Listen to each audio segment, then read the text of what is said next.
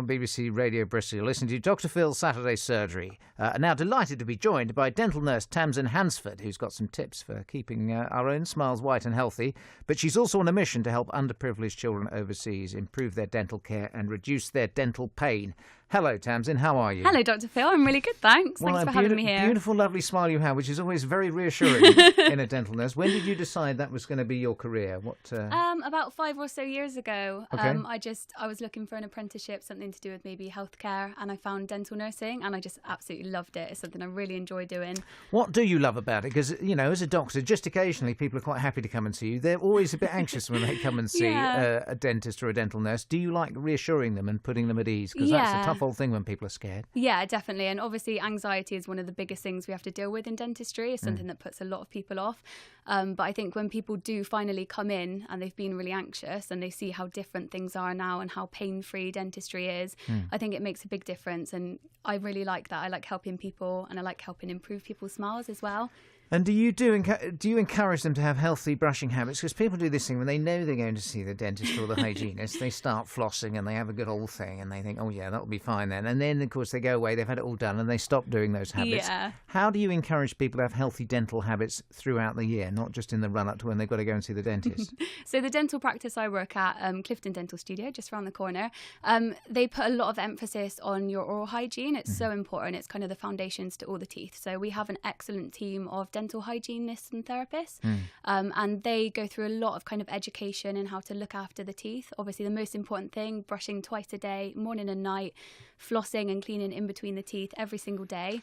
Do you think it's worth, if you can afford it, getting an electric toothbrush? I know you don't have to spend the earth on them, but do they seem to clean better than hand toothbrushes? Yeah, definitely. It kind of does a lot of the work for you. So with a manual toothbrush, it's really easy to kind of overdo it. You tend to want to scrub, whereas with an electric scrub with toothbrush, one arm, usually with one hand, don't you? So you get, as I have, huge gum recession on one side where you scrub too hard. Yeah, not definitely. On the other. A lot of people find that, especially on kind of the canine teeth, where you kind of tend to change hands. You might put a bit more pressure on.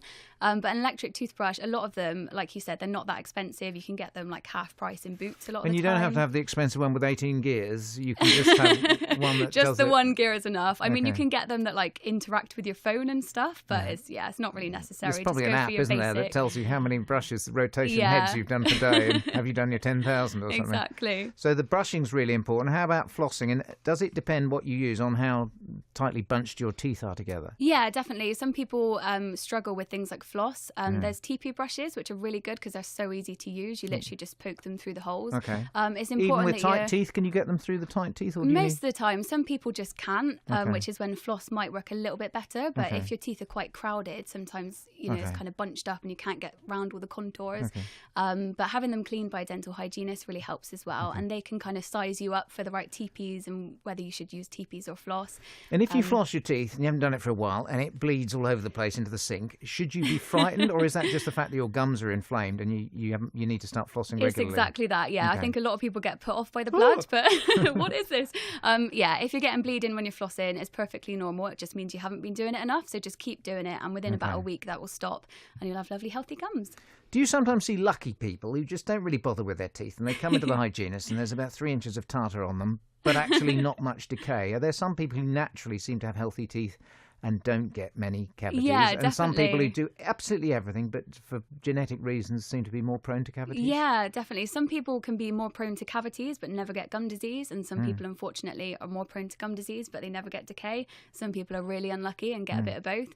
It has a lot to do with genetics, and also the way you take care of your teeth is kind of a combination of the both. And also it's really important from kids and babies onwards, isn't it? There's this wrong feeling that, only the milk teeth, they're going to come out, don't need to look after those. Yeah. And, I've had oral surgeons on this programme who've had to remove entire sets of kids' teeth. Sugar is an absolute no-no. And the message about calories and obesity in sugar has got through. Has it got through about how bad sugary drinks are for young kids? Yeah, I think there's a lot more about that now. I think there's a lot of effort into reducing sugar in fizzy drinks, but I think people don't understand is kind of the frequency you have it. So if you have one bottle of Coke and you're drinking it throughout the day, that's a lot of applications of sugar onto your teeth. Because you're bathing sugar all the way through. Yeah, exactly. Because the kind of your saliva has stuff that's going to neutralise the acid, but if you're just drinking it constantly, it doesn't have a time to catch up with that. So you could maybe have a bottle of Coke with your lunch or something. It's not so bad, but you just want to reduce the amount you're doing it. Lots of sugar in fruit juice as well, isn't there? People think fruit juice healthy alternative, but that's got loads of sugar too. Yeah, exactly. And the non-sugar, I mean, the sugar-free drinks that are fizzy, that fizziness isn't very good for your teeth enamel either, is it? No, it's the acidity. It's bad for your teeth. And a lot of people think they can brush their teeth straight after having sugar and it will help, but then you've got that acidity on the teeth and then you're brushing the acidity and it just all kind of amplifies the problem. So the best thing is to rediscover the joy of iced water. Definitely. Water is excellent. Now tell us, you do this and you look after people's teeth here in Bristol. Tell us why you've decided to do this trip for the charity Dental Mavericks to go and help people out in Morocco. Whose idea was that? Well, I had someone come into our practice and he was kind of helping the way we run things, but he founded this charity, Dental Mavericks, and what they do is help children in kind of underdeveloped countries that don't have access to dentistry. But he showed us some pictures of like beautiful little children who don't smile because they're in so much pain, and then he showed the kind of work that they do and how they get them out of that pain. But it just is really sad to me. It really resonated with me. There's children that are in pain and they don't know why they're in pain. They don't know how to stop that from happening, and they don't know how to get out of the pain. And again, as well as going out there and giving them the treatment they need there and then, are you then able to give them the tools to carry on looking after their teeth in between times? Because obviously you can't be there for them all the time. No, exactly. They go out to this area in Morocco twice a year, which is great. But they also, the charity, give a lot of kind of education in how to look after the teeth. So we teach them how to brush their teeth. We give them lots of materials they can use, like toothbrushes and toothpaste, and we leave that with them as well. And it's kind of like a legacy that the charity leaves. The children learn these things. They can teach their parents. They can teach their peers.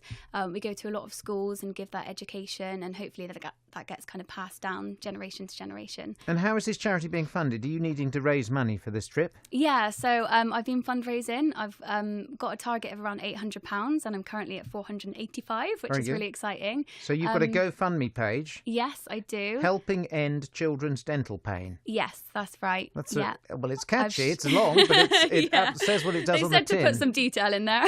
I've shared it on my Facebook as well. Never mind people losing confidence because they don't like the look of their teeth. Constantly being in tooth pain must have been the worst thing in the world. Absolutely. People who've had tooth pain, you ask them what their biggest joy is, and they say waking up without toothache. Exactly. Just imagine waking up every day with toothache. I know. As a kid, what that would do to your childhood, constantly being in pain. It's an amazing thing that you're doing. And when are you actually going? I'm going in October, the 8th of October. I'm going for 7 days. Good for you. And your practice has let you off those 7 days, have they? Yeah, they have. Yeah, they're really supportive about the whole thing. They're really excited that I'm going. Thank you, Tamsin Hansford. You are a star. Thank you for doing everything for Bristol's teeth, but also those poor kids in Morocco with dental pain. Amazing what you're doing. Keep doing it. And maybe when you come back, you can come and see us again and tell us how you got on. Oh, I'd love to. Thank you for having me. Nice to have you on.